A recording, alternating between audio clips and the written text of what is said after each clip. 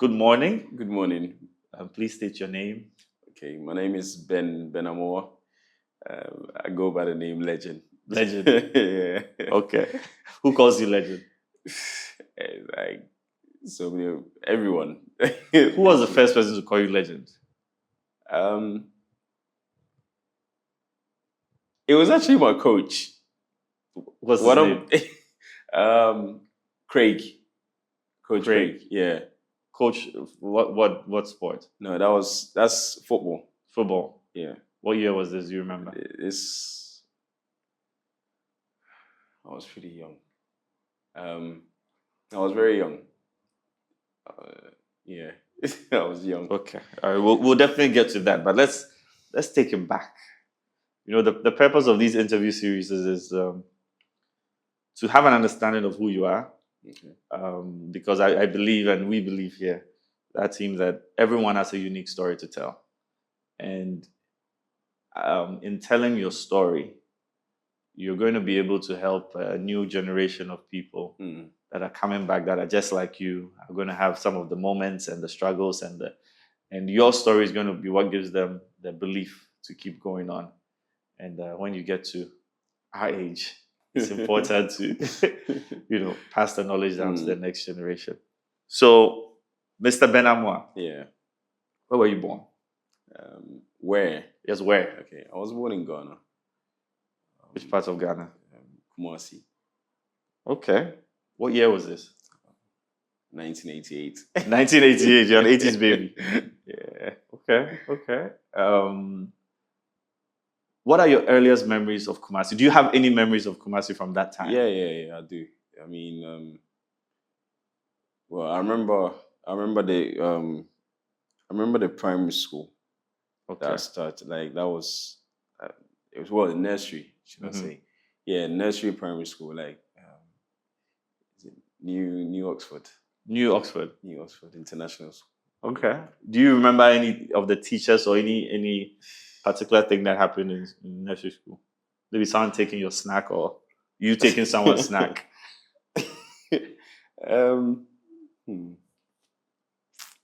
Nothing. For that, I don't. It's been a long time. Okay. And how long were you in Kumasi for before you left? For several years, like between the age of 4 or 5. 5.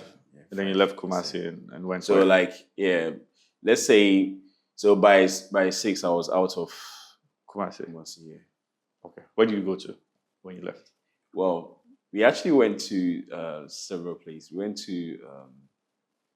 went to Switzerland. Okay, so when you say we, who are we? As in me and my dad. Okay. So my dad came to get us. Okay, who are you living with? My grandma. Your grandma? Who's passed away. Okay. Unfortunately. Okay. Very special woman. Okay. So your dad came to get you, and did you have siblings? Yeah, me and my sister. You and your sister? Yeah. What's your sister's name? Jemima. Are you close to her? Yeah, we are close. You're close. We were very close before, but we are. Okay. Yeah. So is she older or younger? You're older. That's my older sister. Your older sister. Because your dad came for both of you. Yeah. And then took you where? To Switzerland. To Switzerland. That was just. I think it was just for show. I don't know. For sure. But do you remember going to Switzerland or not really? What I remember is he bought McDonald's for us. Okay, but before then, do you remember going on the plane? Do you remember the flight or the build up to it? Do you remember that? No, not really. Not really. But what I've heard some stories, and I remember because we were taken to Accra. Okay. And then we met my dad there. Okay. He made it look as if he's just coming to visit. We didn't even know we were going to meet him. Okay. My grandma was away, but she didn't say anything. Okay. So you thought you were coming to just visit him? Visit some we were told that we just coming to Accra, like a holiday kind of thing. That's how they made it look like. Okay. So and they didn't tell anyone. They didn't tell anybody. So we just got up and then moved. And then next minute we see, because I had never seen my dad before. Okay. because apparently my dad left like when I was born. Okay. 1988. Yeah. So he left when I was born, and so I had seen pictures. So I know he had a mustache, and so so when I saw him, I was like, is that him? Because I wasn't so sure. Like, then finally he came. He was wearing his glasses, mustache. Yeah, I feel like I think that's him. It looks like the picture. Like, I was just speaking to myself. Then I tapped my sister. I was like, is that is that him? She was like, yeah. She said, that's that. Yeah. So she went to hug him first. Then so we hugged, and we took it from there. Then took you to Switzerland. Yeah. How much time do you spend in Switzerland? It was just some few weeks. It wasn't long. But then you remember going to McDonald's in Switzerland? Yeah, I remember going to McDonald's because I love food. You love food. Okay, I was going to ask, what's your relationship with food? Okay, but then you remember going to McDonald's? Was it strange to you because you hadn't eaten at McDonald's? Yeah. For me, I'm a very curious person. Like, I find things very fascinating. Like, I saw McDonald's, I was thinking, like, I was curious. I saw people eating hamburgers and cheeseburgers. Like, I was like, I was curious. So Dad was like, let's go inside. Okay. We went inside. Remember, he bought it was chips. Was it double cheeseburger? No, that time I think double cheeseburger had not. I think it was a cheeseburger. Okay. With and then milkshake. It was given to me. I enjoyed it. I really enjoyed it. Like, but it was weird because I had not tried that before. Yeah. And I remember it was I liked it. Do you remember, or have you heard stories about liking food before that moment, or was that the moment that you decided that, you know what, this food thing is for me? Nah, me and food go way back. Okay. We go way back because, like, I don't know, anytime I see food, we have a relationship. You have a relationship with food. It's like, I don't know. Those who knows. No like, we have a conversation, especially if it's something I really like. The moment I see it, we start communicating before it even gets to me. When you say we start communicating, is it a two-way thing? Yeah, because it talks. It's gonna sound weird, but it talks to me. The food talks to you. It's like, so does the food initiate the conversation, or do you initiate the conversation? So I normally initiate. Okay. Then as soon as I initiate, then it's like the food start thinking, "Oh, you know me," you know that kind of thing. Like, so say if it's like something I really like, let's say fried rice, maybe let's say banku and okra. Let's say rice and stew or rice and soup. If it's something that I really like the moment I see it and I look at it, it's like, as soon as this is gonna sound so weird, God. If you know, you know. So the food, like, the moment I see it and it start looking at me, like, it starts looking at you. How does that food doesn't have eyes? So can you explain? You wouldn't understand. Okay, but before we because I'm trying to understand honestly, is it just food that's yours that talks to you, or do other people's like food talk to you sometimes? Oh no, that other people, like us. If the moment we start, the moment I see the food and I like it, when I start engaging it engage back immediately. Okay. So it's like, I see you eating your food. It's like, I love it. I mean, it smells good. Smells good. I start communicating to it. Yeah. And then it talks back. It's almost like, get one then. Get me. Come and get, like. So is it saying like you come and get that particular one, or go get my brothers and sisters? Yeah, like, if I could get it, I'll get it. It's not mine. But it's not yours. And he understands. The food understands. It's not meant for you. It sounds weird, but yeah. It's okay. It's okay. So and it's very special. Like, we have a very special relationship. We'll definitely come back to that, but let's try and stick to Switzerland for a couple of weeks, and then you ended up where? Then went to the UK. The UK. Good. And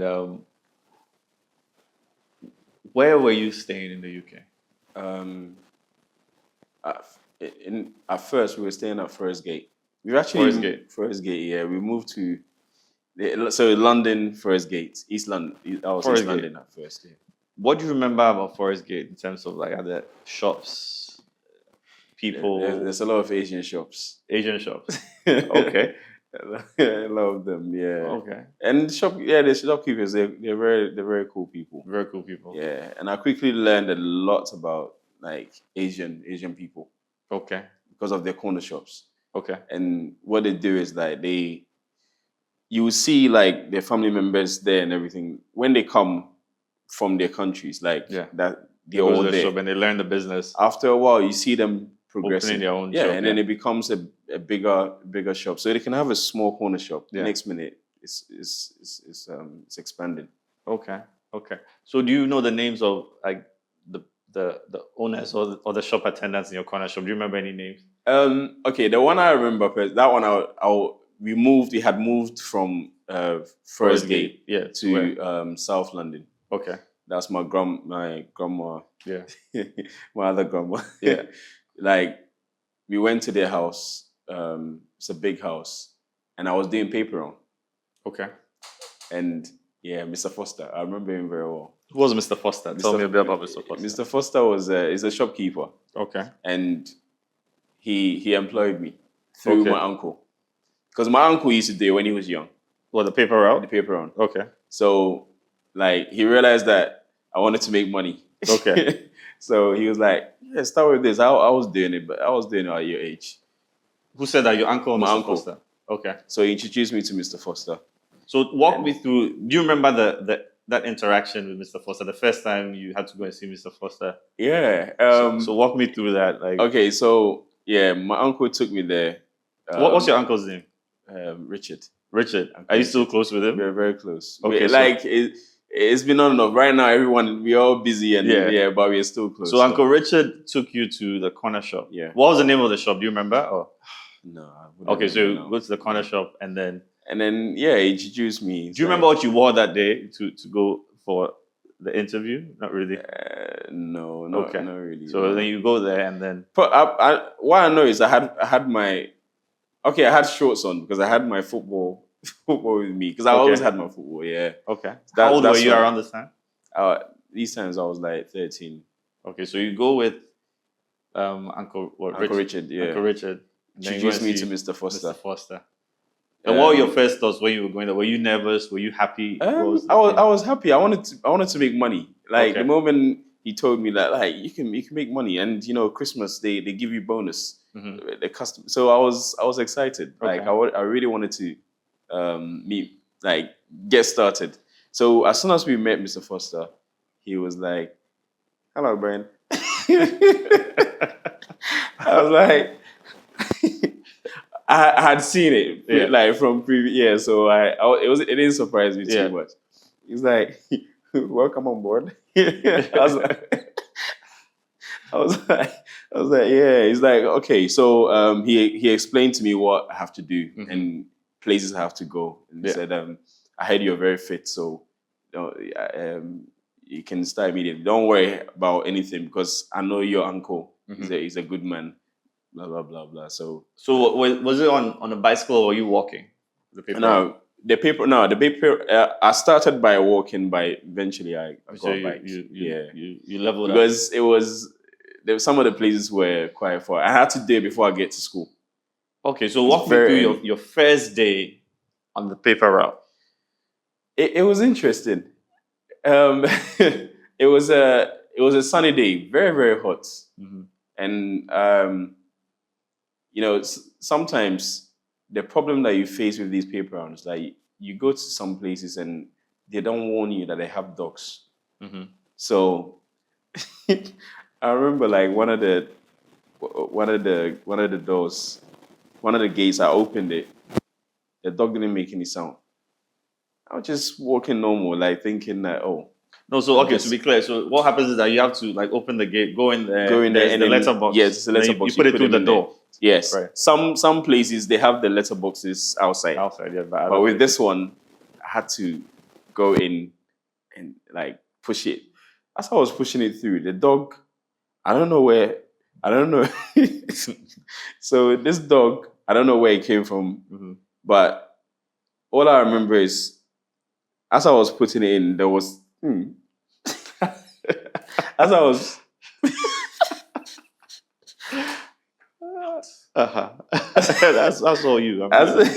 As it was going in, as I was gosh. This is stop. As you were as I was delivering the newspapers. Yeah. The dog came out of nowhere, and then basically it didn't even bark. Normally dogs barks. This one was just growling like he's ready to strike me. Like I was like, whoa, what's going on here? So I started using the newspaper to be knocking it. And the thing, I love dogs, but this one wasn't a friendly one. This one was ready to attack me. Yeah. I realized that I have to protect myself. Okay. So you smacked the dog. I started hitting the dog. I was like, Naughty, stop. And I saw the owner come out. Yeah. It was a woman. Yeah. She was an elderly woman. Okay. She's like, don't hit the dog. Don't hit it. I was like, I'm sorry, but he's trying to. So she called the dog. I can't remember the name, but then immediately, he backed off. Okay. When he backed off, and I was like, I'm sorry, I'm new here. This is my first time. Because he was like, I realized because she remembered the other guy. Yeah. That he's gone. So I reintroduced myself to her, and I was like, we became friends. Okay. Immediately, and I remember she gave me a very big bonus. Big bonus. Okay. Okay. We'll come back to that. I don't want us to go too far. So, what were the other memories from? Wasn't it Mr. Foster? Yeah. Your time working there. Did you get fired? No. How did it end? So football. Okay. Yeah. After a while, because I had to get to football very early. Okay. I was actually so I was scouted by one of my former coaches called Marlon. Okay. Okay. So me and my uncle and my brothers, we were playing football in the park. I was taking free kicks, taking corners, so he was watching from afar. He realized that I had talent. So he came to talk to my uncle. He was like, he's interested in me. Okay. To join the team. Okay.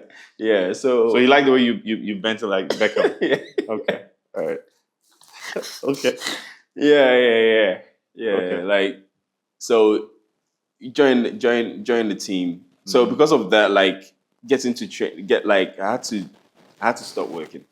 So did you have to have a conversation with Mr. Foster? Yeah. Were you sneaking behind and just skipping? No. How did you have that conversation? So I actually told him, he knew I like football. Okay. And I told him that this opportunity has come, blah blah blah. And he was like, he was glad I told him early so that he can get someone. Yeah. He can try and find some. So he told me that he's okay with me leave, but can I do him one big favor for this week? Can I do it before? Yeah, so that he can find someone. Yeah. I was like, so you did fine. That's fair enough. So we did that. We ended up on a good note. Okay, so before we go too far, I want to take it back to Forest Gate. That's where you moved first. You started school in Forest Gate? Yeah. Okay. Do you remember your first day in school in the UK? Yeah. I mean, it was a primary school. Okay. Or second. Yeah, your first day in school. My first day in school, yes. I remember. Okay. You remember. So walk me through that. What happened? Okay, so I mean, I remember being in class. I was I remember going in class, and one of my teachers, I can't remember his name. I think it was Mr. Bardwell. I can't remember. Yeah. And I remember I liked it. You liked school? I saw. I like people. So I guess when I saw them, usually for a kid, like you're meant to probably feel. I was a bit shy, but at the same time, I was excited. Were there lots of maybe Africans and Asians in the school? There were lots of Asians. Okay. Because I think Forest Gate, like for some reason, a lot of Asians had moved there. There were some Africans there as well, but it was mostly Asians and whites. Okay. Like the English. So when did you move from Forest Gate? When I was like 11. Then you moved to South London. Then I moved to South London. Okay, so Mr. Marlon is in South London. Yeah. Okay. Yeah. So, but do you have any memories of school in Forest Gate or anything significant that happened in Forest Gate? It was football. Okay. And the area was quite rough. Okay. The kids, the guys around there didn't play. Okay. They were wild. Mm-hmm. So I remember one time I was going to the shop to buy something, and then one of the guys approached me. They were working in a group, and then one of the guys approached me, and they were like, "They've not seen my face around here before." Blah, blah, blah. I was like, "I live here. I mean, I've grown up here. Like, just that we hardly come out because my mom didn't.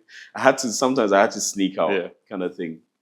So yeah, that's why you probably don't see me. But they didn't care. They you see, they want to show like they're the boss, that kind of. So what did they try to do that day, and how did you navigate that day? It was someone actually saved me that day. Okay. There was this guy. Funny enough, him and I became really close afterwards. Like, what was his name? Dagla. Dagla. Was that his real name or that was the? No, his real name. To be honest, we don't know his real name. Everyone calls him Dagla. Okay, so describe Dagla. Like Dagla was he an Asian kid, black kid? Nah, black kid. Okay. Dagla was a swingers. I mean, he was on it. He was okay. But let's go to the actual incident. Walk us through what happened. You trying to tell them that you've been in the neighborhood, and then when did Douglas step in? Yeah, so when Douglas stepped in, when the guy, he realized that the guy was trying to bully me. Mm-hmm. You know, I was very young. This guy, I would say probably like 5 years older. Mm-hmm. Right, you know, trying to show that he's, I don't know if he was trying to prove something to his gang, or whatever. And then so he asked me where I'm from. I said I'm from here, blah blah blah. He was like, not seeing your face around. So where you doing walking around here, blah blah blah. Like just trying to, what he was saying didn't even make sense, to be honest. So Douglas saw that. Didn't make sense, or you didn't understand the accent? No, at that time I had. At that time I had like because I had been there for some few years. Yeah. Okay. So when did Douglas step in? Douglas stepped in when the guy was moving around, like he realized that the guy was trying to rough me up. But what was Douglas doing there? Was he part of the guys? No, Douglas was just walking by. It's a neighborhood. So Douglas was never in his own home. He was just walking around. Douglas was. I'm sure he was gonna probably buy some zoo or something. And then he happened to see that, and he was like, "Why are you bullying this kid for?" Like So you said the guy was about 5 years older than you? Yeah, I'm sure. And Douglas was your age or? No, Douglas was older. Was much older. Yeah, he was older than them. Okay. So Douglas stepped in. So when he told them, when he said, "Why you doing this?" Like, what did they do? Like, they're like, so they I think they knew him, so they didn't even say anything. They backed off. It's when I moved to South London, that was a whole different story. But we're gonna get there. So Douglas saved you. Douglas saved me. And then so you just went about your way, or you joined Douglas and started walking around the Douglas? No. Douglas, like, he came up to me. He was like, "Yeah, where you from, young buck?" I was like, I said I stay around here. yeah, I'm here with my family. My mom is here. My brother is like, okay, like, you know what? Let me walk you because we don't want anyone know like these guys a bit wild. Yeah. I was like, yeah, I can see that. It's like, thank you, man. He's like, yeah, what's your name? And I was like, my name is Ben. He was like, okay, Ben, take it easy, man. Go home. Like, don't worry about these guys. For now, I would say don't be coming out anyhow. That's what he said. So now, at least now they're a bit older, do you understand why your mother didn't want you coming out of the house? Yes. So why did you still go out when your mother? I was stubborn. You were stubborn. I was just stubborn. Okay. So at least you know your mother was trying to protect you. Yeah. But until you went out there and Douglas told you to stay in the house, that's why you took it seriously. Yeah. But after a while, I mean, I think it was actually a couple of months after that. Like, funny enough, all the guys in the area, like, we all became cool. It was through football. So I went to the park. Mm-hmm. There was a big match. And then I was playing with the kids, Mm-hmm. and then I realized the big match was going on, and they were basically selecting players, and I joined one of the team. Mm-hmm. So they actually started liking me when I nutmegged one of the top players. Yeah, yeah. And then he was pissed, like thinking like, nah, I can't be humiliated like this by this kid. So he was always coming up to me, and then when I realized he's coming with full speed, and I just yeah. So it became So then I became kind of popular in the area, and then yeah. Okay. So this is all still Forest Gate. This was all Forest Gate. Okay. And then you had to move. Yeah, to South London. Yeah. How did you feel about the move? Did your parents have a conversation with you, or you just one day you got home and they said, African parents, they don't give you notice like that. Yeah. It was just one of those things where like my mom just told us like it was time to go. Okay. Like the main reason is I think it had to do with the rent. I think they had increased the rent or something, and it was too much. Okay, but at that time, what was your grandmother staying? She was in Forest Gate? She was in Forest Gate, yeah. Okay. So they have a house there, like it's a big house. In Forest Gate? Yeah. Okay. And then I think my mom had a conversation with her, and then she told us that, come, because it's like they have a 9-bedroom house. What, in Forest Gate? No, in South London. Okay, that's Forest Hill. Forest Hill. Funny enough. So Lewisham, Forest Hill, yeah. Like okay. So then you had to move. Already you were a legend. Yeah. In Forest Gate. Yeah. And I know as a child, after you figured out a way to be relevant in the social circles, it's hard or disheartening to have to leave and go to a new place. So how did you process that? To be honest, I didn't want to go because I had made friends in Forest Gate, and they were talking about this match that was coming on. Like, I think, like summertime, they normally organize this tournament, and I wanted to be part, but when this happened, like, yeah, so I was really gutted. So I remember back in those days, there were these things called pen pals. Do you know what a pen pal is? Yeah. You know the pen pal.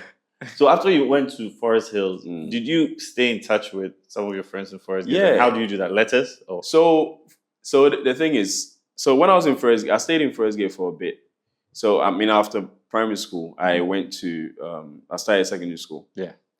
And I started from Forest Gate. So some of the guys in Forest Gate were still going to my school, Rokeby. Okay. Rokeby School in Stratford. Okay. Yeah. So because of that, when I moved, I was still able to see them because I was still traveling from South London to that school. Okay, but Rugby is in Forest Gate? Or? Rokeby is in Stratford. Okay. And Stratford and Forest Gate is not too far. But South London and Forest Hill. Hill. So how long was the commute from? Or was it a boarding school? No. So you had to go every day? Every day. So with the train, so like I would say like an hour. Because okay. So I'll take a bus to the station. Do you remember the number of the bus? Yeah, 75. 75. So I could take 75 or 185. 185. Yeah. And then you go to the train station. Go to the train. You take me to the train station. Mhm. DLR. So I take that one, Docklands Light Railway. Take that one to Canary Wharf. I will change, get another train. Did anything interesting happen on these train rides? Like, what's the most memorable thing that? Oh gosh. Yeah. Yeah, it did. There were a couple of times where like I tried to bump the system. You know what? Two things happened. Okay. Oh gosh. Okay, so the first one was the tickets were getting expensive. Mm-hmm. Do you have to buy a ticket every day, or you bought a pass? Sometimes, like at times, I bought a day pass. So at times, I bought a weekly pass. So let me just get this straight. Your mother gave you money for the tickets. Yeah, but there were times where you tried to bump the system. So what happened was mm-hmm. when it started getting expensive, mm-hmm. instead of like buying a weekly pass, I'll mm-hmm. buy like a day pass. But your mother was giving you money for the passes, right? Yeah, but for the weekly ones, it started getting expensive. Yeah, so she was giving it to you for the daily like for pass. daily, yeah. And then So at times I wanted to save money. Mm-hmm. So, we used to do this thing where like we check the date. Sometimes when it's 5, you can try and make it try and bend it. Yeah. Make it like 6, that kind of thing. Some of the inspectors they don't really check those things, but some are very vigilant. Yeah. And then I remember one guy, and he's a black man as well. It's always the black ones. Why do you expect that because he's black you shouldn't? Because then if someone else comes and sees you guys on the train, they'll think he's part of it. It's so crazy. He's not going to let you give him a bad name. It's crazy because I gave it to him. Yeah. And I was just looking up. And then he looked at it. Then looked at me. Yeah. He looked at it again. Then he looked at me. He was like, "Young man." I knew what was coming. He's a young man. He was like, "Come with me, please." So he took me to the side. Yeah. And he showed me, and he's like, "What's the date today?" I was like, "Is this sis?" He's like, "What's today's date?" No, I was like, "It's a fifth." So I tried to be smart, like to make it look like I bought ticket in advance. Okay, but like it didn't work. It didn't work. And then so what happened? He gave me a fine. So usually when that happens, you get a fine. How much was the ticket? How much was the ticket like around that time? It wasn't even for. I think it was like for a day. Was it like? I think it was like £7. And then how much was the fine? The fine was more like 50, 100. Okay. Like So it was one of those things where like, and obviously he knew I was young. Yeah. So what he did is he told me that obviously, I can't go too far. So I had to get off and then buy a ticket. And then go and buy a ticket. Mm-hmm. So usually what we do is when that happens, we will say, okay, we will get off and then get on again. And then wait for the next round. Sometimes when you see they're not looking, but they're very vigilant. So once they push you out, once they kick you out, they will just be standing by the door.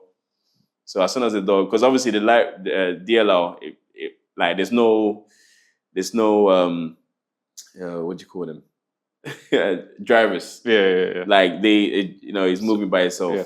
So they will just come and stand by the door and then wait to make sure that you don't get on. Yeah. If you get on, they will come for you. So you just get off. So why don't you just get off and then buy a ticket? Because now it's cheaper, right?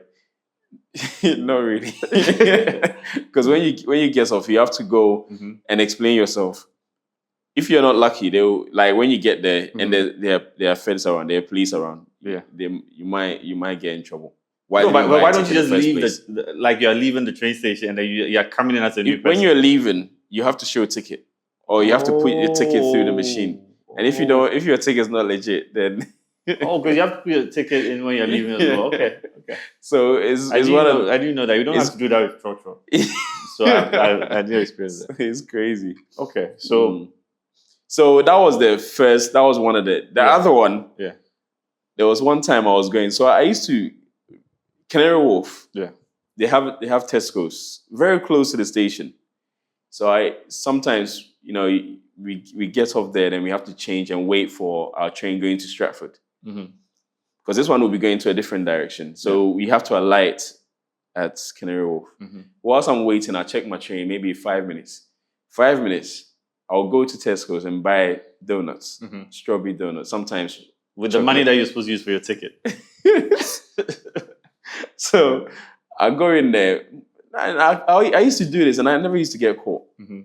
But I think they were monitoring me. Wait, were you buying the donuts or you were taking them? I was. So I had this big jacket. Yeah, and then I used to put them in there. Yeah, and I used to sell it in school. So I used to buy could buy 10. Why are you still using the term buy? You were not paying for it. So why are you saying you were buying? Okay, I was thinking about it. So you were going there stealing 10 donuts every time you come, and you thought they would never. I'm sure. So at the end of they were monitoring the month, they realized that look, we are short by 200 donuts. We're short by 200 donuts. It was so interesting the day they were so interested the day they caught me because what happened now?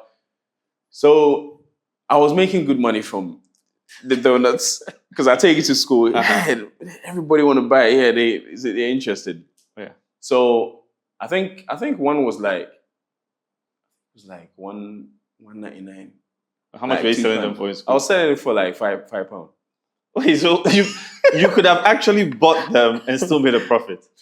I could have bought them, but you won't get them in a pack. Because I used to. No, I think four for £2. 4 for £2, and you were selling them in school for what? For £5. For 4. Yeah, I know, but what it means is that if you actually paid for them, you'd make £3 profit. It was easy just taking them. Okay.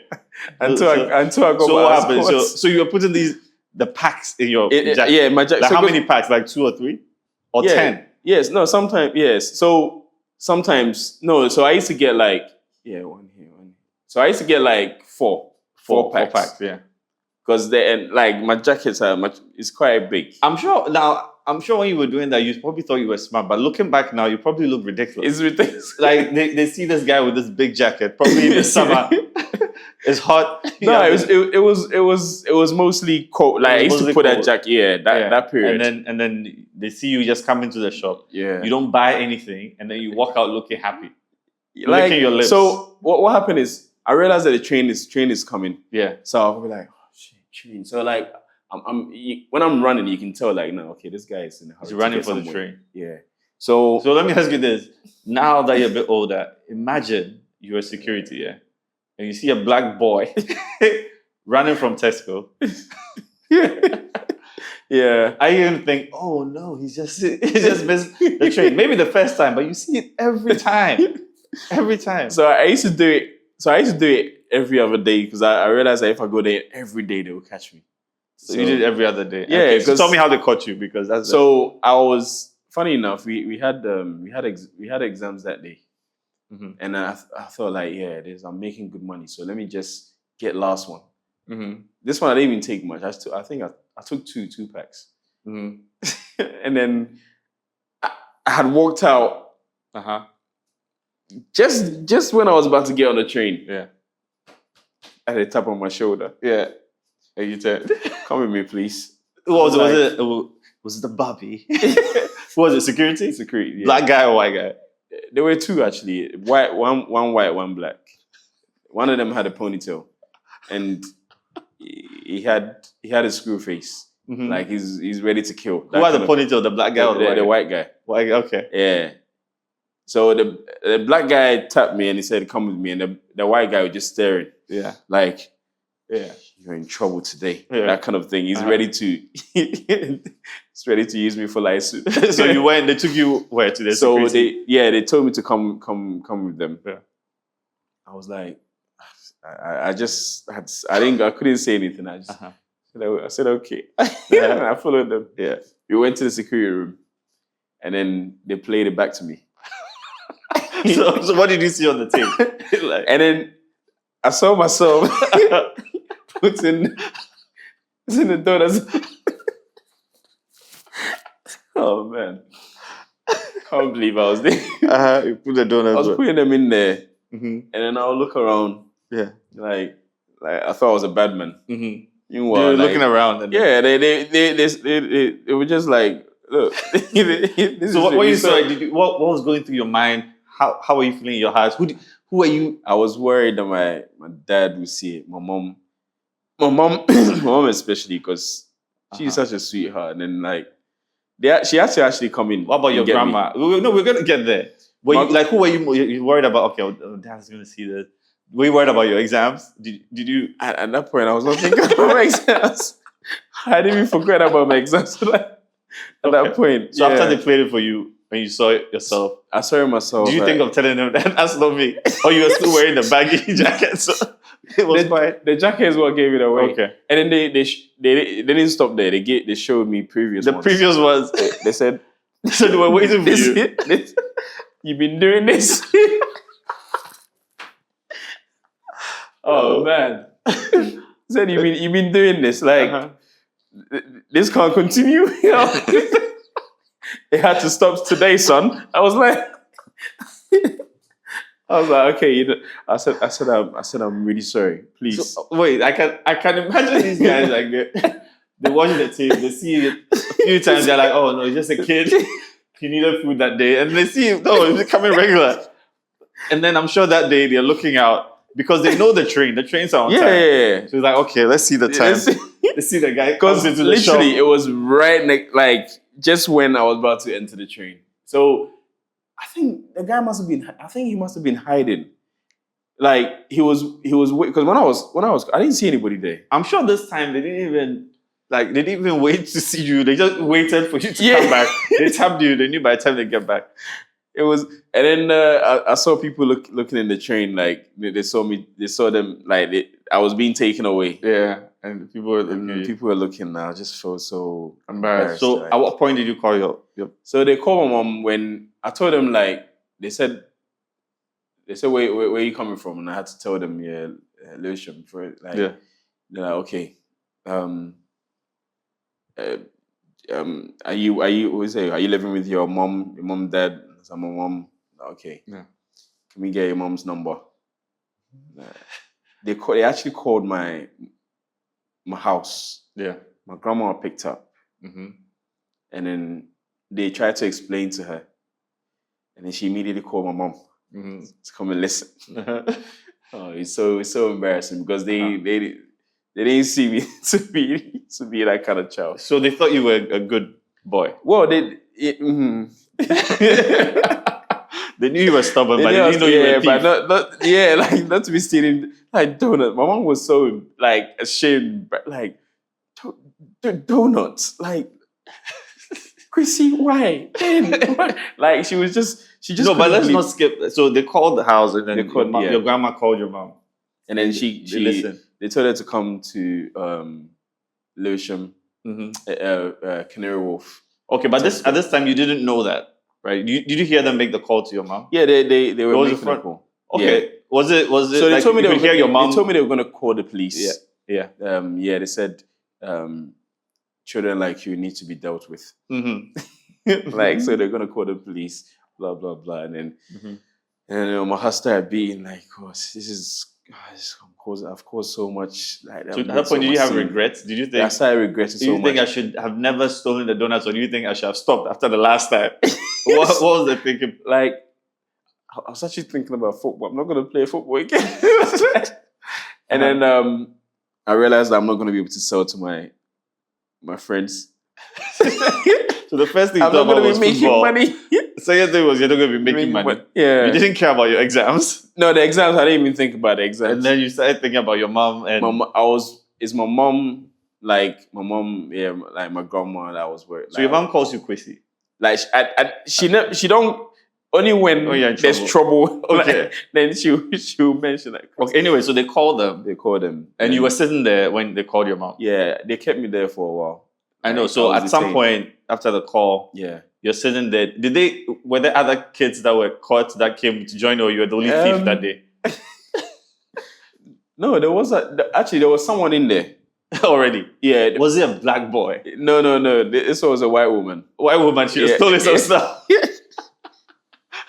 She for her, like, I think, yeah, she had, like, what was it? Her bags. Uh-huh.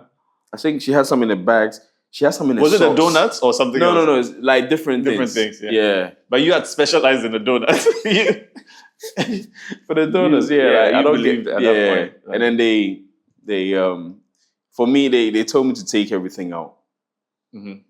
When they called me, they didn't tell me to take anything. When we went to the also, they didn't even ask you out there to take anything out. They just walked with you. So the donuts were still with you. They were still with me. And you thought, so at that point, did you know that they knew about the donuts? Yeah, I knew that. But you didn't think about taking them out and give it to them? No.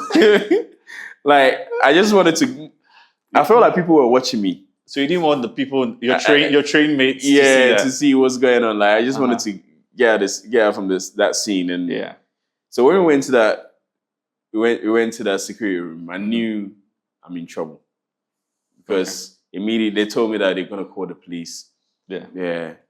Like, they told me, basically it was the end of the road for me. So at some point, they call your mom. I want to know the moment your mom got there. Did you go to the police station or you were? No, I was there. And then your mom came. So walk me through the scene. Did you hear your mom or you saw her? Like, at what moment did you know your mom was there? I was in this small room, and then I heard them talking to her. I think they showed her. They were showing her the video. Yeah. I could see her, and I saw her reaction. So how was her reaction? Oh, she couldn't believe it. Like, how? And they showed her multiple times that you had done it.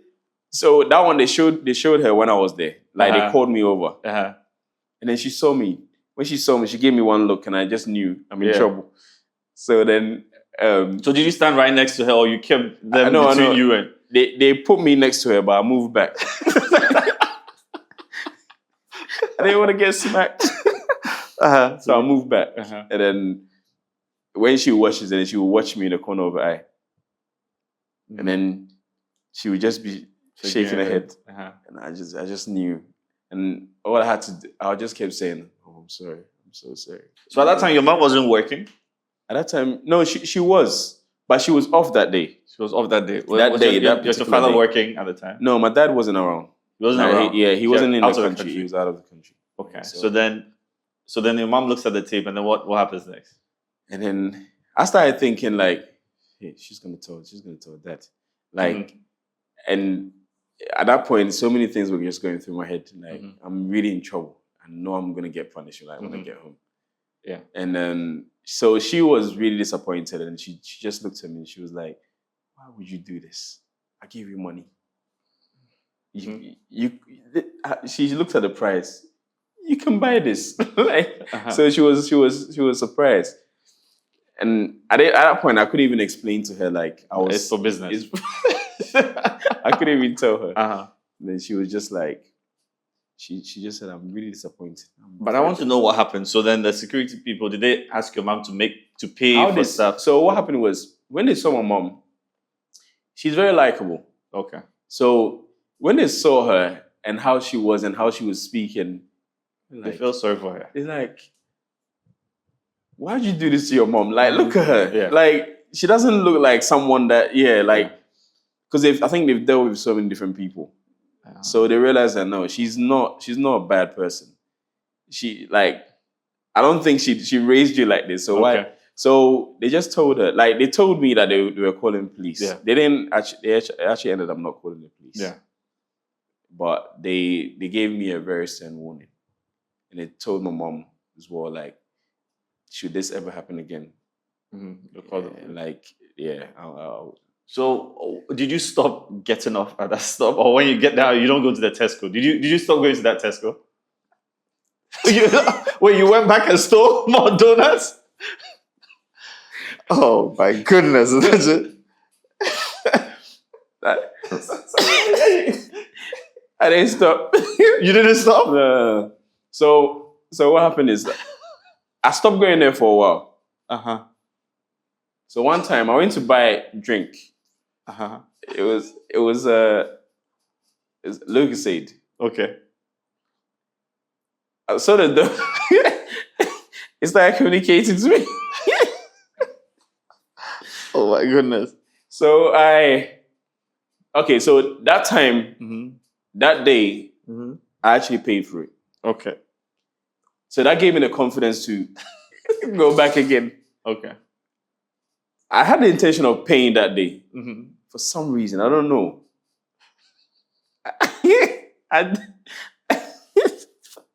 So I did it again.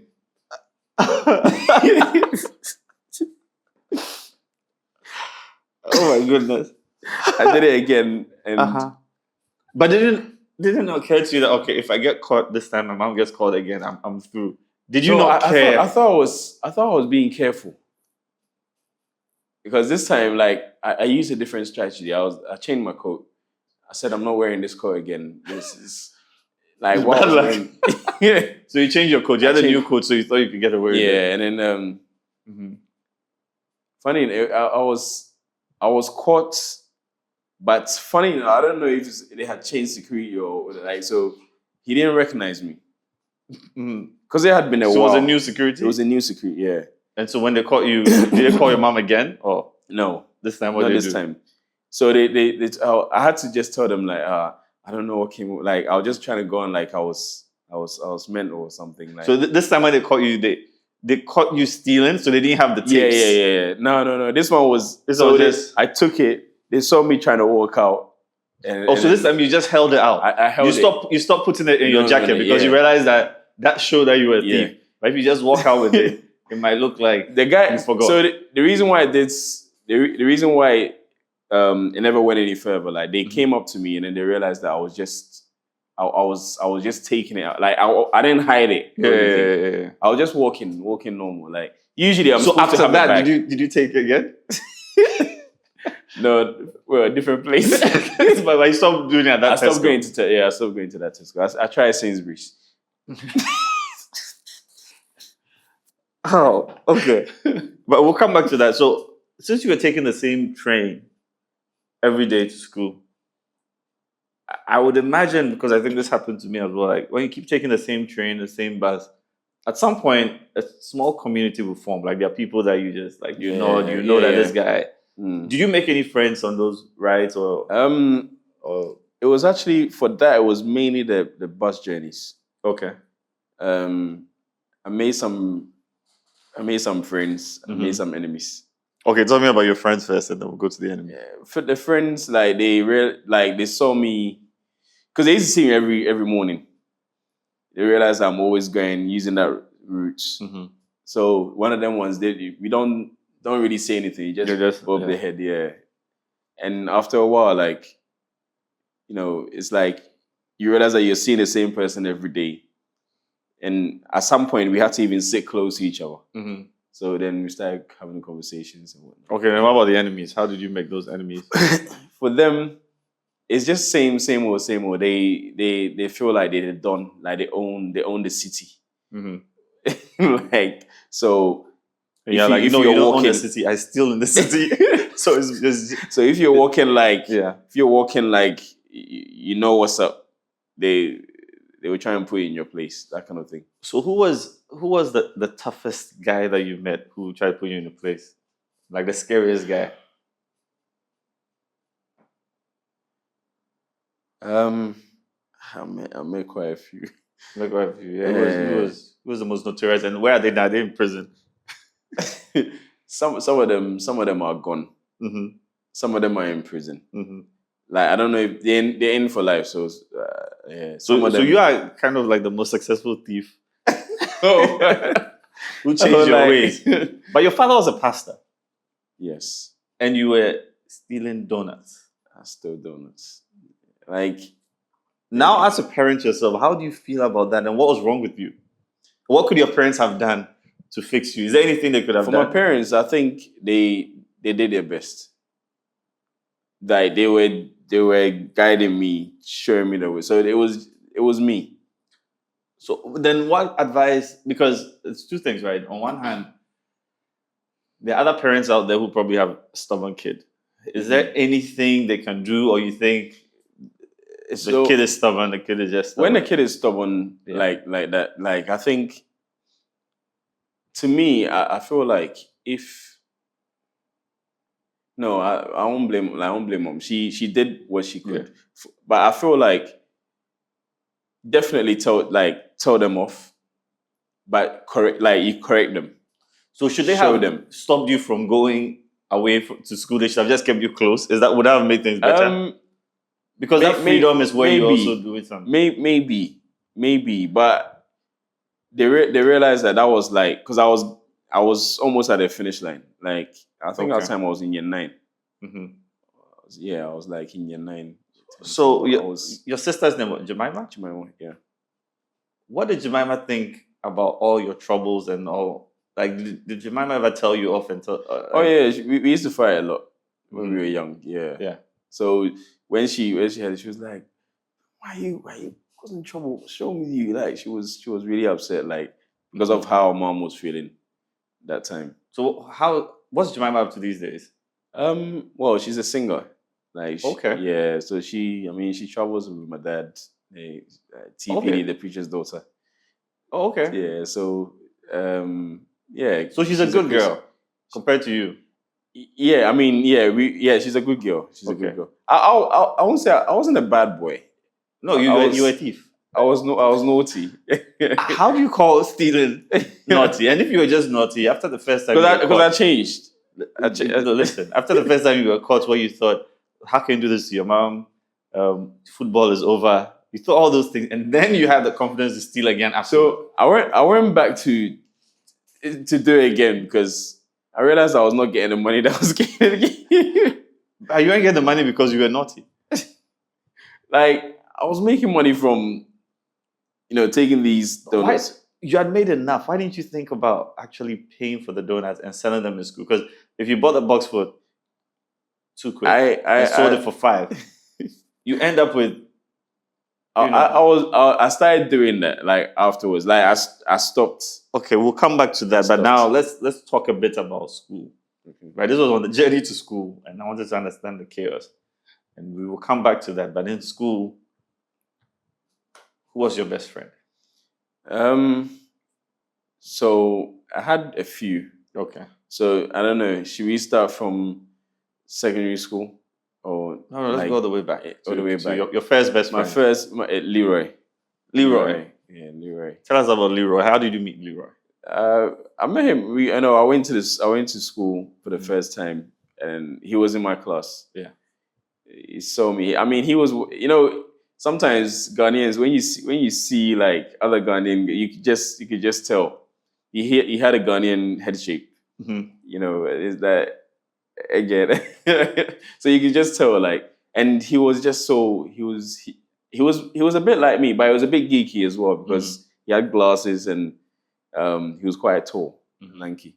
Yeah, like taller than most of us in the class. Okay. Yeah, and we just clicked. Interesting. We just clicked. Yeah. Okay. But like, I had what's his full name? Leroy. Say. Are you friends with him on Facebook? No anymore. I don't think, yeah, like. So you haven't kept up with him. Like, what's he up to these days? That was a long time. It's only some other friends that like I've been in touch with. But that was your first best friend in the UK. Yeah, that was my first best friend. Yeah. Okay, so give me a fun, memorable story of you and Leroy. Whatever shenanigans or anything that. Like. He liked football like me, so we were just. Who was better? I was better. Like I was like. I'm not trying to blow my own horn. Them times, everything, especially with sports, I was up there. Yeah. Yeah. Okay. But give me something that was memorable. You and Leroy. Yeah, so break time. Who was better academically? He was. Okay. He was. Yeah, he was really smart. Okay. So he's probably, doing well in life somewhere. Okay, so yeah, I think he's into acting as well. What do you mean as well? You're not into acting. You're not into acting. Well, I'm an actor too. No. We've seen your work. No. Let's act like they don't exist. Okay. Okay, but so anything memorable about Leroy? Yeah, he was just really smart, and I mean the fun that we had together. I remember break time, lunchtime, like we used to always go out there, and yeah, we were playing football, and we were causing trouble as well. Causing trouble. A bit of trouble. Okay. Yeah. What school was this? This was St. James. St. James. St. James Primary School. Who was your favorite teacher in St. James? Or which teacher hated you the most because you were stubborn? Obviously. Oh no, like I wasn't actually that stubborn. Like in schools, I was not really like that. So which teachers liked you? I would say probably Mr. Bardwell. Mr. what? Bardwell. Bardwell. Yeah. Okay, describe him. Tell us about Mr. Bardwell. I mean, I was thinking about it now. He was a bit weird, but he was just a cool person. Like he knew how to interact with children. He knew how to like motivate us. What was he teaching?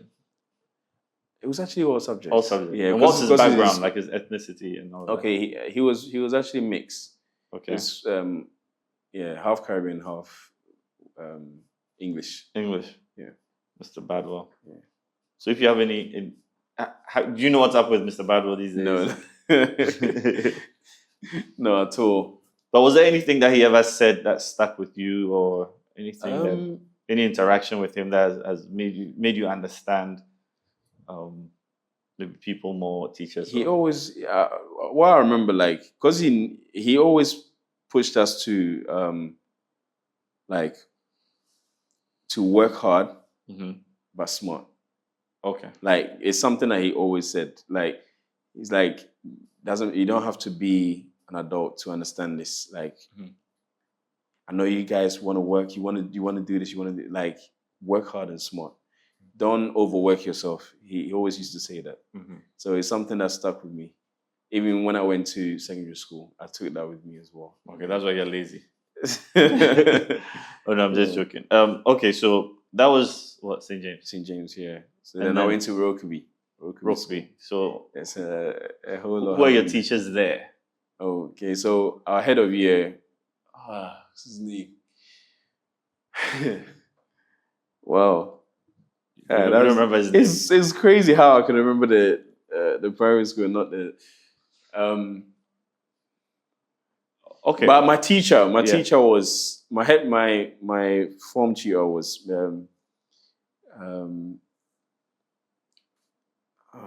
Mr. This is old age. You don't remember anything. I can't believe Mr. Skin. Is it? Rah, I can't believe this. Okay, let's think of some of your classmates. Who was your best friend there, if you had a best friend? I won't say best friend, but yeah, close. I had a close friend. There was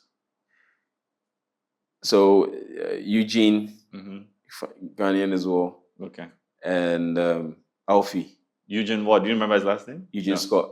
Eugene Scott. Yeah. A Ghanaian called Scott. Yeah. Okay. And then Alfie. And then Alfie Stanford. But Alfie wasn't Ghanaian. No, Alfie is English. He's English. Yeah. So you guys were like a little crew. We're still kind of close. Alfie or Alfie. All three of you? Nah, like well, we were not a gang. It's just that I was close with Alfie and then close with Eugene. So did Alfie and Eugene know about you getting arrested? Oh, like I told them about it. I told my friends about what happened. So like that was later. So they were like, "Oh, so you're actually taking the donut, not buying." Like, yeah. So they got to find out. Yeah. Yeah. Okay. So, Rugby, were you on the football team there? Yeah. So you claim you were good with all sports. So me and Alfie, Yeah. it's football that brought us together. Okay. Me and Eugene, it was basketball that brought us together. Okay, so you played basketball and football. Football. Yeah. And then Rugby. and then rugby. Okay. And table tennis. And then table tennis. And tennis. But I mean, I respect the fact that you play all these things, but from what I've seen, you're not great at any of them. You're just okay. You're like an all-rounder, but nothing special. But no, what? So, there's times and seasons. I had my time, football and basketball. Okay, so initially I was playing all the sports. Then when I got to a certain age, certain period in my life, I realized that no, let me concentrate on football and basketball. And I had an opportunity to even represent. Welcome to represent England. England in basketball. Basketball. You're not tall enough. No, it wasn't about that. It's as what, point guard. I was a point guard. You don't look like you can dribble. You don't have handles. I have. You don't. Man. And I was a shooter as well. So if you know, seriously, we have to get basketball. So we had this guy in our team. He was the best player. What's his name? Sean Morrison. Okay. And did he make it to the English? I'm sure he's playing in America somewhere because he. What do you mean he's playing? How old are you now? Well, if he's not made it, he's definitely somewhere. Sean Morrison, yeah. Let me look him up. Sean Morrison, basketball player. Yeah. I don't. How do you spell the Sean? Sean, I think it's SEAN. So it's either SEAN or SHAUN. Yeah, one of them. Let me look for it. It was interesting because he was our best player. Tall, Jamaican guy. Very, very good. And we used to have this in training. We used to take these free flow. We used to take these free throws, and then so it was who could get more points. So that's when they realized that I was actually really good at shooting. So anytime there's a technical foul or anything, Sean would be like, "Go on, man, go and do your thing." You see, AI says there is no known professional basketball player named Sean Morrison in the UK. Well, I don't I know he moved to the US, so maybe he's in the US. I don't know what's up. Well, that was then anyway. I mean, look at me. I was a footballer, great footballer, but don't say great footballer. That's where legend came from. No, you had the name legend because of the stamina. You never got tired of running around. I don't think I would have been scouted by several clubs if. So when you say scouted by several clubs, where did you end up?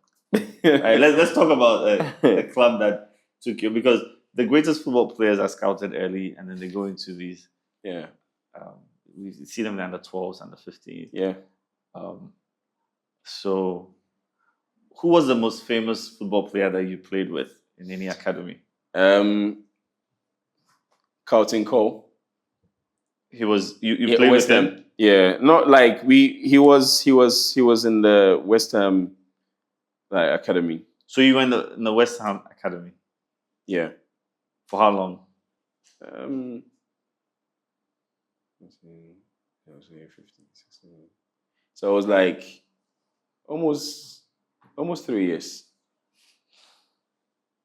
Almost. Okay. All right. And then they cut you. No, no, it was actually injury. So, when you're playing with these clubs, you're not supposed to play football outside. But you're the club. You played outside. Sometimes, yeah. You got injured. Yeah, injury. So they were really angry with me. It was one of those things. So how would you assess yourself in terms of decision making? Do you think you made good decisions when you were younger? Or? No. Why? I was stubborn. I thought I knew. Where did best. So where did the stubbornness come from? Why did you think you knew what was best when you were just a child? I guess it was my peers, because I I didn't make the right friends. So sometimes some of these guys, they'll influence you in a way. Well, I think I allow them to influence me. I don't know if I believe that, because if you told me that you went to steal the donuts with a group of friends, then I'll buy that. But this, you went by yourself. It's a solo mission. Okay, so I'm stubborn. But let's take it. Did anybody teach you how to steal? Yes. Okay, so who taught you how to steal? Someone from my school. Someone from your school. Yeah, John. So the first time, so John, what did you guys steal? What was it? It was a drink, and I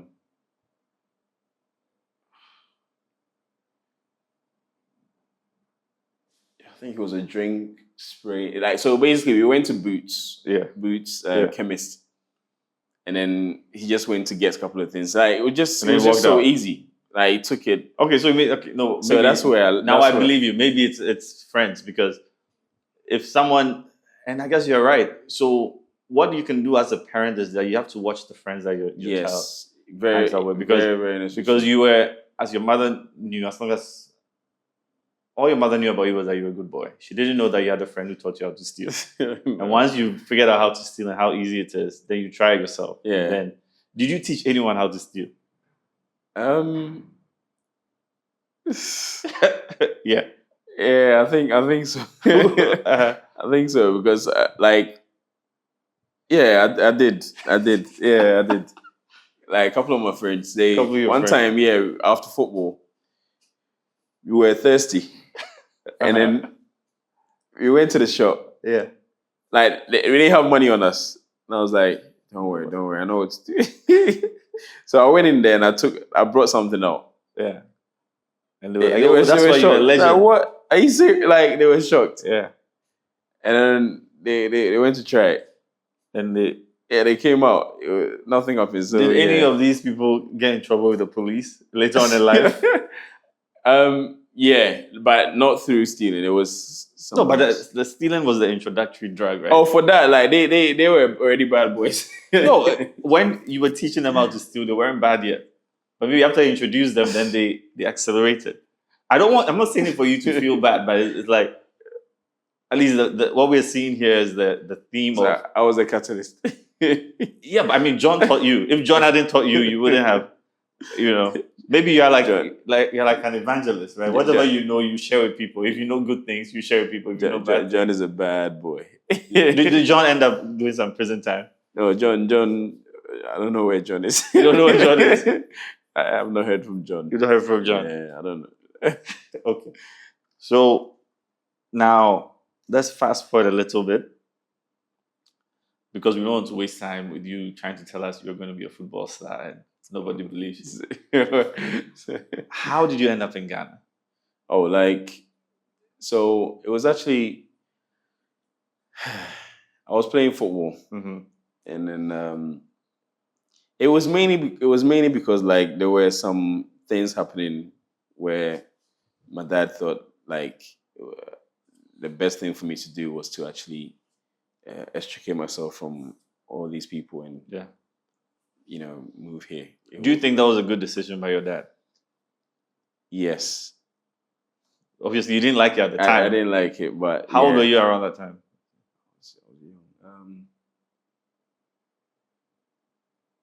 Like 26.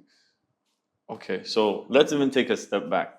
So you go. How old were you when you went to the West Ham Academy? Oh, like I was like 14.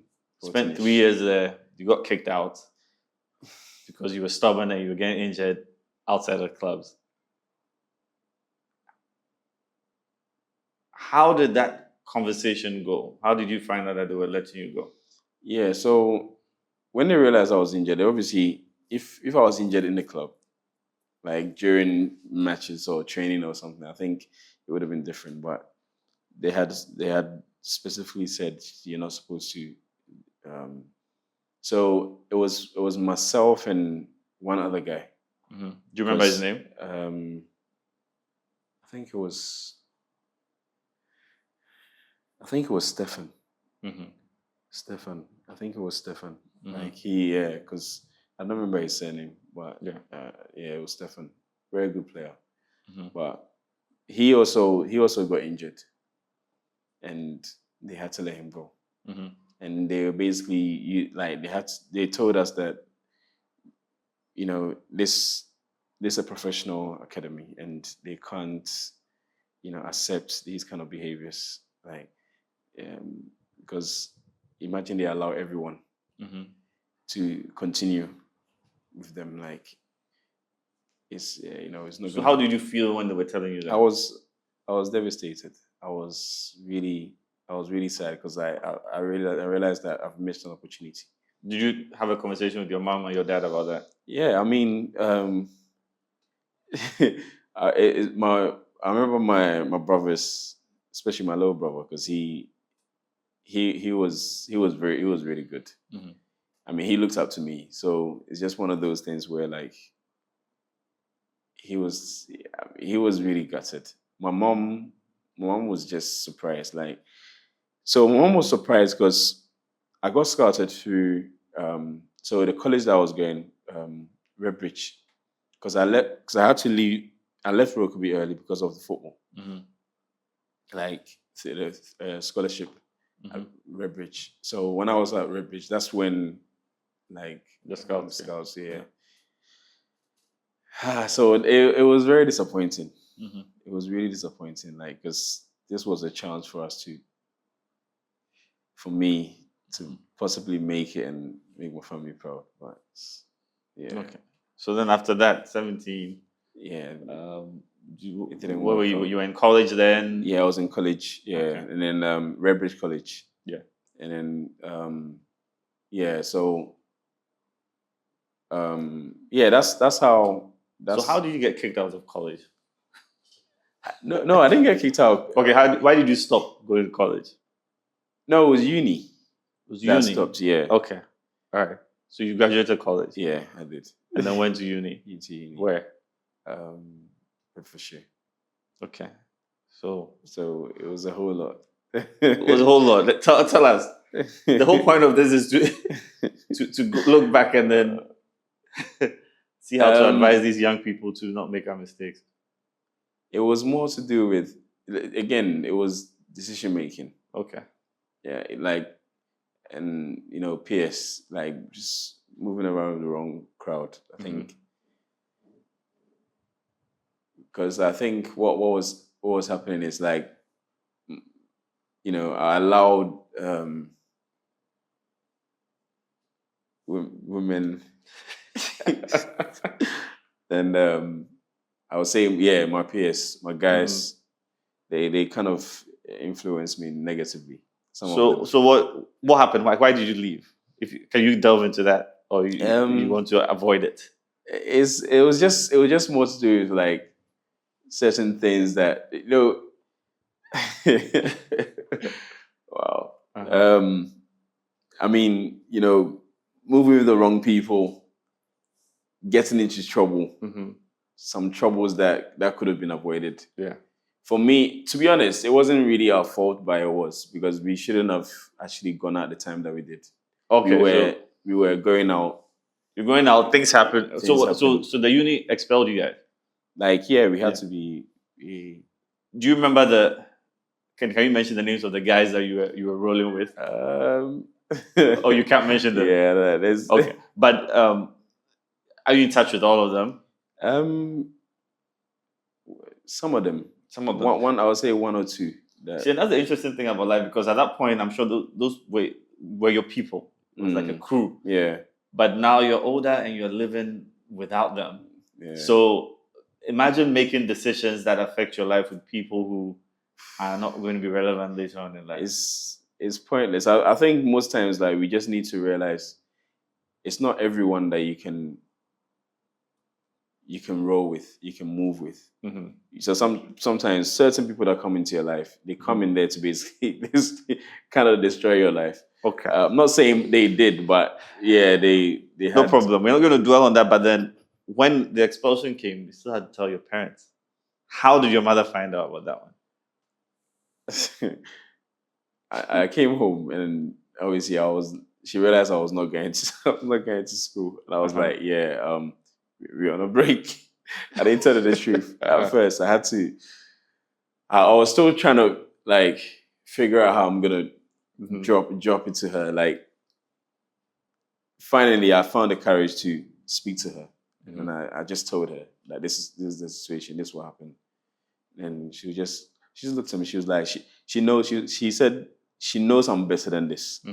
So she doesn't understand why I'm allowing like these people to have such negative influence on me. So when your mother told you that, how did that make you feel? Because that's a theme I wanted to be better. When you were caught stealing, your mother obviously asked, why? Why are you doing this? You know you're better than this. You listened and went back to stealing with a different strategy. She don't know that. She doesn't know that. She knows that now. Then going all the way to Redbridge, and then this happens, and she's telling you, at least there's some positive affirmation going on, and she's giving you something to live up to. I'm just saying that because sometimes I think sometimes we condemn children by saying things that, yes, the child has done something wrong, and it's wrong what they've done. But when someone tells you that they know you're better than this, I think it makes you have to think about it. But if someone tells you that, yeah, I know you ain't shit, like that might not give you something to live up to. And I'm sure, and so that's one thing that I'm sure when you talk to your mother, you should tell her thank you, because there might be others who didn't have that support back home. So when they do something, they tell, yeah, I know you ain't this, and you're never going to amount to anything. And that just takes them deeper into the place. So then now, okay, how old were you when this happened, Redbridge? No, is it Redbridge? No, Bedfordshire. Just Bedfordshire. Yeah. Okay, Bedfordshire. How old were you when this happened? Like 20. I think I was like 21. 21. Good. So now you come home.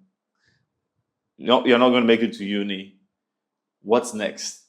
What was the plan? I started. Well, let's put it this way: it was football that kept me going. Okay. Like, I realized that I need to really be like focus on, because that's what I wanted to do in the first place. And like I started, I actually did my I did a coaching course. Okay. So got my level 1 FA coaching batch, and then I realized that so I was tired. I was actually teaching youngsters football, like say like under 7s, under 9s, under 12s. Like we were doing things like that. Then I just wanted to get involved. Like I said to myself, that whatever happens, even if I don't play football, I want to get involved, whether as a coach, whether as a like something. Yeah. So that was my next move, like to concentrate on that. Okay. So then that was around 21, 22. Yeah. And by 26, you're being sent to Ghana. So what happened in those 5 years where you had this plan to get into football and do right? And I'm sure you had time to reflect and I forgot say, to mention this. So before coming to Ghana, like my dad mentioned to me about a scholarship in America, because like you can still make it make it in football from there. Then so it's something that we were thinking about, and unfortunately things didn't go so well. My dad and I had some fallout here and there, but. Yeah. But before we even talk about the fallout, now you're a father yourself. Can you imagine the heartbreak that your father had to go through with everything? We haven't spoken about how he found out about the donut. Did he ever find out about the donut theft? Did he find out? Yeah, I think. No, so I remember I told mom not to say anything. So I think he didn't know about it for a while. I think maybe it was later, like because I don't remember getting my ass whipped. I don't remember. Yeah, but if he was there, I would have been. Let's go to what happened in uni, right? And he knew about that. Yeah. As a father yourself, and your father is a pastor, is a preacher, so he knows right from wrong. He tells other people's children how to do right. and then his son is so stubborn, which they're managing, and then this thing happens in uni. Can you imagine how he felt and why you guys would have a bit of a falling out? Yeah, I mean, for him, it was more. He felt like, especially with my football, because like he used to get like scouts coming to the house when he was around. I remember like scouts used to come around, or like some certain coaches. They wanted me to play for their team. So he was very, because he saw me to be as good as, when he see Danny Welbeck, like all these some of these youngsters, he's like, and he's a Manchester United fan. So time you see Danny, he always thinks of me. He's like, this could have been you. So you think he was disappointed in how you were wasting your potential? Yes, he was, and he used to tell me, and I for that I always understood. Did you understand then, or now you understand? No, even then I understood. So why couldn't you stop getting out of your own way? Why couldn't you just? No, this I understood when this was like the aftermath of everything. After, yeah, like everything, and then after we're coming back to Ghana, or no, so you understood so when me and my dad started moving around, like, because I think we got to a point where like he wanted to, I think we tried to give it a go, because me and my dad wasn't really that close. Like where we try and have a father and son relationship, and then try and build on from there. And it just didn't go as well as it should. Does your brother have a good relationship with your dad, or sort of better than your relationship with your dad? Yeah, yes, they did. Okay. Yeah, they did. Anyway, so trying to go to the US for scholarship, that didn't work out. Yeah. And then, but we know between that, 5 years later, you got into more trouble, which made you have to leave the country. Yeah, this was all around that period there. That's like this. So me and my dad, it was more like when I left the country. Okay. Yeah, like when I was in the country, like we weren't really that close like that. Okay. No, but eventually, so again, terrible decisions until you have to leave the UK for your own safety. Yeah. Okay.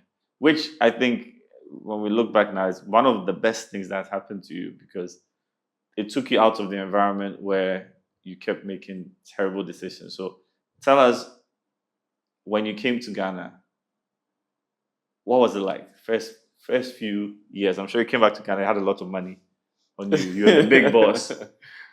Yeah, I mean, it was when I came to Ghana, it was different. The environment was different. Everything seemed different to me. What surprised me though was certain things that we had in the UK, I was seeing here. Like, well, you thought you were coming to a jungle. I don't know. I had not been to Ghana for long, so it's like, sometimes when you're out there, they try and paint you this picture. But I had an idea anyway, because like some of my friends used to come to Ghana, and when they come, they tell us stories. Ghana's changed. Ghana's not that bad, like that kind of thing. But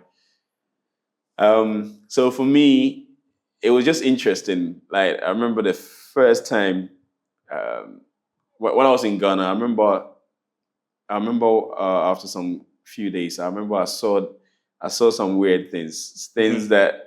So I used to see dogs just walking around. Like freely, and it was so surprising to me. Like, what? Like, look at this dog. Just like, no, where's the owner? Like, so things like that. And I used to see goats on a bike. Like, you see someone holding a goat at the back, and a motorbike. Things like that. So I remember I had this phone. I used to record everything. So all these things were quite interesting to me. Okay. Yeah. So who were your friends fascinating in Ghana when you first came back? Where the people you rode with? Zach. Yeah. Okay. He's in Germany now. Okay. But yeah, he's someone that he was my best friend in Ghana. Yeah. So okay. And I had some few people that, like, I mean, Zach Kelly, Kelly, he's a photographer. Okay. What's he up to these days? Are you still close with he's him? still, yeah, we're close, but right now everyone is busy. Like, it's just one of those things. He's a very cool person, very good man. Okay. Yeah, and some few others like. Okay. But yeah, he was like, Zach was my close friend. Okay, so tell us a bit about Zach. Do you remember how you first met him? So I was at my uncle's house. I think he used to see me because I used to wear trainers a lot, sneakers. Yeah, I used to wear that a lot. So I had this Air Force. It was blue and white, and I remember I was going to the corners because whenever I get to any environment, I like to look around and just know my environment. Yeah, know my. So this guy saw me, and he was looking at my trainers. He was like, "Oh, nice shoes." I was like, "Yeah, thanks, man." He was like, "You're not from around here." He wanted to show it. I can see you're not from around. I was like, "Yeah." I just dropped down. He's like, "Okay." He's like, cool. He's like, "Oh, this me, I stay here." I said, "Okay, cool." He's like, "Yeah, I'm up there." He's like, "Okay." He said, "I'm Zach." I said, "All right, I'm Ben." Okay. So then, that was it. And then ever since then, like, we became cool. And he was a good at football as well. Okay, so right now, I have some questions here that your fans want to know about. So they're saying that at some point you thought you were going to be a famous actor in Ghana. What happened? Well, was it just a lack of talent, or were other factors? No, to be honest, I think in terms of talent, it's there. Even now, it's still there. Do you have any works we can watch, maybe on YouTube or anything where we can see? Oh, days. Well, some movie that I acted in. That was some, Okay. But then acting didn't go well. It didn't go well because I think after some time, funny enough, and this is not to sound negative or anything, but I had joined a new company, right? And my focus, so I started focusing on the company and wanted to. Yeah. What company is this? Because I'm not going to allow you to push.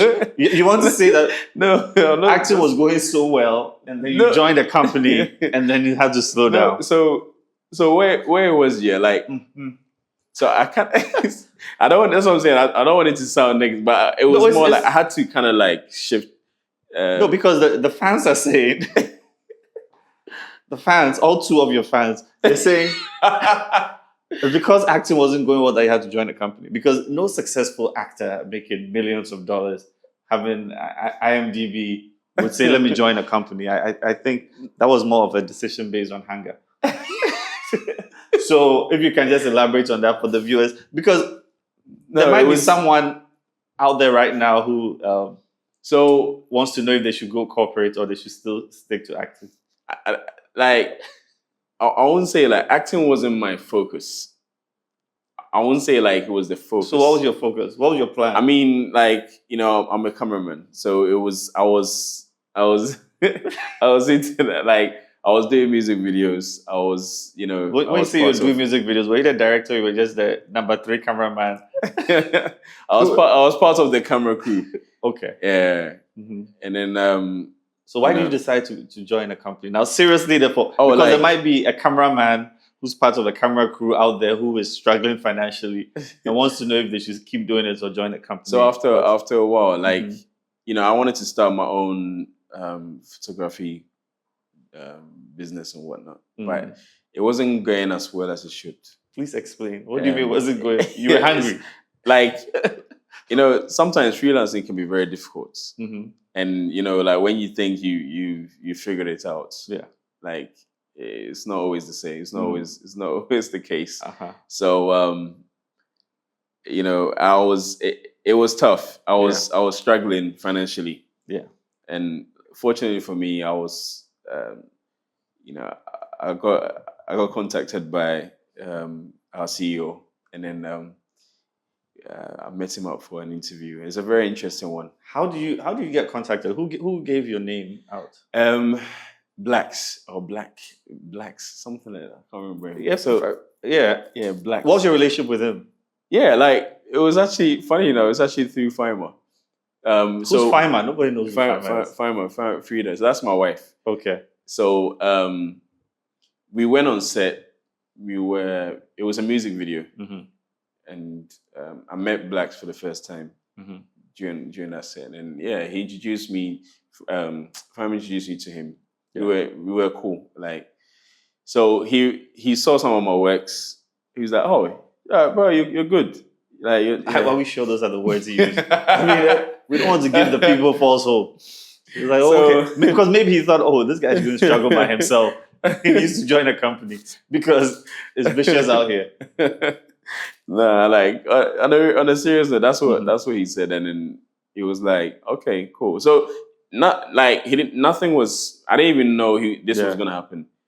So I think after like couple months later, I had a call from him. He was like, "Oh, bro, you're photographer. Like, are you working with anyone at the moment?" Like, I was like, "No." So it's like, "Yeah, might have something for you." So there's an opportunity at EK Brand. Like, so he I think he gave me he said he would call me. No, I can't remember.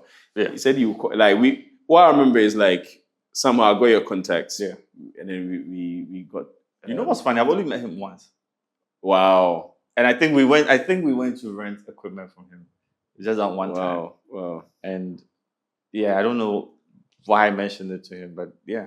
So how long have you been working at EK Brand? Like, it's almost coming up to 6 years now. Yeah, so you must call him and thank him one of these days. Yeah, for real. Yeah, because it was just, I mean, some people say it's random, some people say it's fate, it's destiny, whatever it is. But now that I think about it, Just once. I don't know him. He doesn't. Wow. He doesn't. I mean, I have his number because of rental. Let me see. I might even have his number saved as like Black Rental or something. That's true. I don't. I mean, that's so. Let me see. No, I even have. No. I have Kobe. Is he Black? I have a guy here called Kobe, Video Equipment Rental. He's probably the one I spoke to. Okay. And then maybe he knows Black, and then. There was a conversation there. So it was very random. Yeah. So I just got that call, and then that was a life-changing moment because I met up with Mr. Foley for the first time. Hey, skip all that. Nobody was here on that. It was a whole lot. It was okay. Okay. What has your experience been like? Working at EK Brand Consult, because your theme was that the people that you hang around with can influence your decision making, good or bad, and that EK Brand Consult will be working closely with one gentleman called Samuel, who we know is a good influence on people. I mean, he's your main partner, right? Yeah. Oh yeah, definitely. So tell us a bit about him. Can I before I come to that? Okay, yeah. So before I actually came to Ghana, like I told you that things were not really going on between my dad and I, and you see, at this point, I started thinking about life. I had made wrong decisions, and I prayed about it. Funny enough, I had this vision. It was a very clear one. It was like, so the journey, so me coming to Ghana, I knew it was going to be tough, but I had to go through that process because there was going to be light at the end of the tunnel. And it was very clear because, funny enough, people say that, there's light at the end of the tunnel, but literally I actually saw the light. I came out, like, it was like going through the struggles, the chaos and all of that. You come out, then you see this big light flash, like that's what it looked like. And then immediately I saw that light. I started feeling joy, happiness, peace, like certain things I was not getting before. I started getting them. That's when I knew, okay, so I'm supposed to go through that process. When I came, it wasn't that bad. I had money. I had a bit of money that I was able to, do one or two things. After a while, it started getting tough, and that's when I realized that, okay, I started remembering the things that, the vision that I saw, and what God was trying to tell me. You have to go through, but it was all part of the process because I had to get through that process to get to where I am. So meeting, like getting in touch, like getting involved with EK Brand, getting involved with you, and meeting certain individuals, I realized that it was all because I started praying a certain prayer because I didn't want to make the same mistakes, like meeting the wrong people that will lead me astray.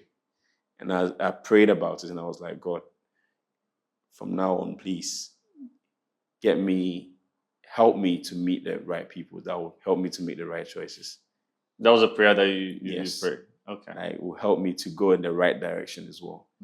And so that was it. And since then, like, I've been meeting all different kind of people. Of course, not everyone is great, but mostly I meet people that help me to go in the right direction. Do you remember what you said during an interview before you got employed? I think I said a lot. No, but you remember there was one phrase that you said. You said, I just want to make my dad proud. Yeah.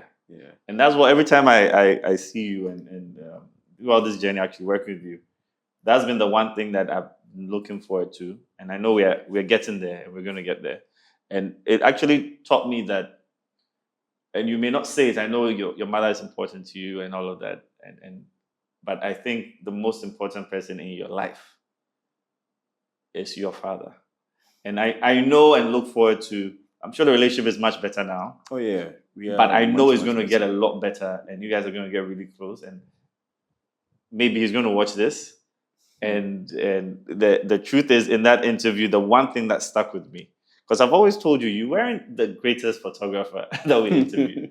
But there was a bit of you that I could identify with. And that is that's a good person in there. And I believe in life sometimes good people just need a chance.